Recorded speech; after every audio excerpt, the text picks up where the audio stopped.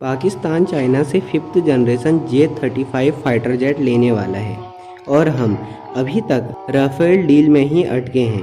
और MOD यानी ministry of defence का कहना है कि हम विदेशी 5th जनरेशन फाइटर जेट लेने की जगह हम अपना 5th जनरेशन फाइटर जेट बनाने पे पूरा ध्यान देंगे। और ये बात मैं आपको क्लियर कर दूं कि एमका यानी एडवांस मीडियम कॉम्बैट एयरक्राफ्ट 2035 से पहले सर्विस में आने वाला नहीं है और शायद 2035 आते आते चाइना अपना 6th generation J-36 fighter jet भी पाकिस्तान को दे दे। तो अभी हमें ऐसी कौन सी प्रॉब्लम आ रही है जिस वजह से हम अमेरिकन F-35 या रशियन सुकोई 57 नहीं ले पा रहे हैं? क्या पैसे की कमी है या फिर कोई और कारण है? तो जानते हैं इन सभी सवालों का जवाब इस वीडियो में। तो सबसे पहले इंडियन एयरफोर्स की ज़रूरत क्या और कितनी है इसे जानते हैं। IF यानी इंडियन एयरफोर्स को अभी प्रेजेंट टाइम में 42 स्क्वाड्रन की ज़रूरत है, जिसमें से अभी IF के पास सिर्फ 31 स्क्वाड्रन ही है।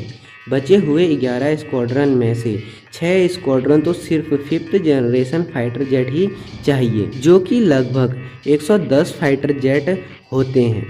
और बचे हुए स्क्वाड्रन को तेजस, राफेल और सुखोई से भरा जाएगा। जिन स्क्वाड्रन में 4.5 या 4th जनरेशन के फाइटर जेट भरने हैं उनकी तो कोई ज़्यादा प्रॉब्लम नहीं है, क्योंकि राफेल डील फाइनल स्टेज पे आ चुकी है। तेजस MK1 प्रोडक्शन में है और तेजस MK2 भी प्रोडक्शन में आने वाला है। लेकिन ज़्यादा problem 5th generation fighter jet की है, क्योंकि हमारा अपना 5th जनरेशन फाइटर जेट 2035 तक IF में शामिल नहीं होगा।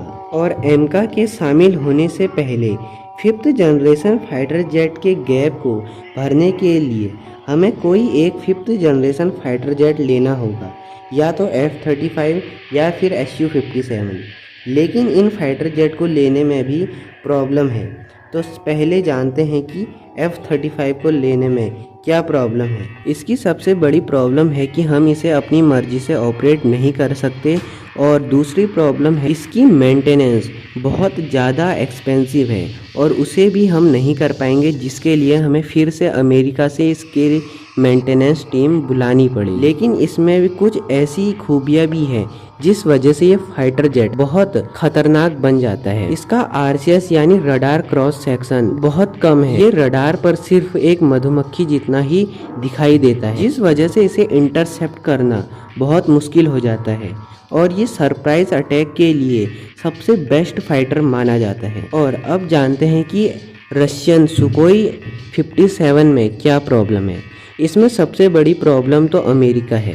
अगर अमेरिका को पता चला कि हमने ये लिया है तो वो हम पे काट सा सैंक्शन लगा देगा, यानी कि countering America adversary through sanction. ये एक अमेरिका का ऐसा सैंक्शन है जो कि अगर कोई दुश्मन देशों से हथियार लेता है तो अमेरिका उस पर ही सैंक्शन लगाता है, जिस वजह से हमारी इकोनॉमी पर भी इसका असर पड़ सकता है। और इस फाइटर जेट को लेने में दूसरी प्रॉब्लम खुद रशिया है, क्योंकि वो यूक्रेन वॉर में फंसा हुआ है, जिस वजह से वो इनकी डिलीवरी जल्दी नहीं कर पाएगा। तीसरी प्रॉब्लम इसमें खुद ये फाइटर जेट ही है, क्योंकि ये 5th जनरेशन फाइटर जेट की तरह 100% स्टेल्थ नहीं है।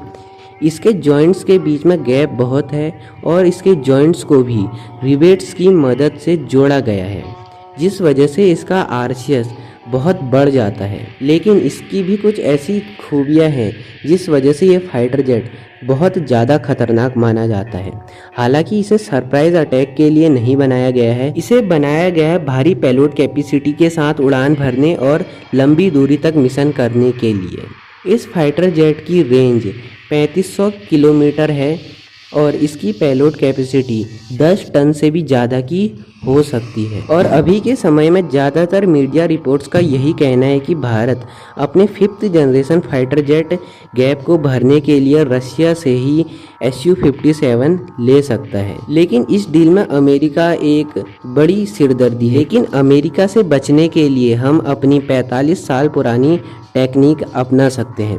जिस तरह हमने USSR यानी आज का रशिया उससे हमने MiG-25 लिया था, वैसे ही हम इसे भी ले सकते हैं। अगर आपको नहीं पता कि इंडिया ने यूएसएसआर से मिग 25 कैसे लिया था, उसकी डिटेल्ड वीडियो मैंने बना रखी है, स्क्रीन पर दिख रही होगी आपको वो वीडियो, उस पर टैप करें और पूरी वीडियो देखें। अगर ये वीडियो अच्छी लगी तो चैनल को जरूर सब्सक्राइब करें। मिलते हैं अगली वीडियो में। जय हिंद, जय भारत।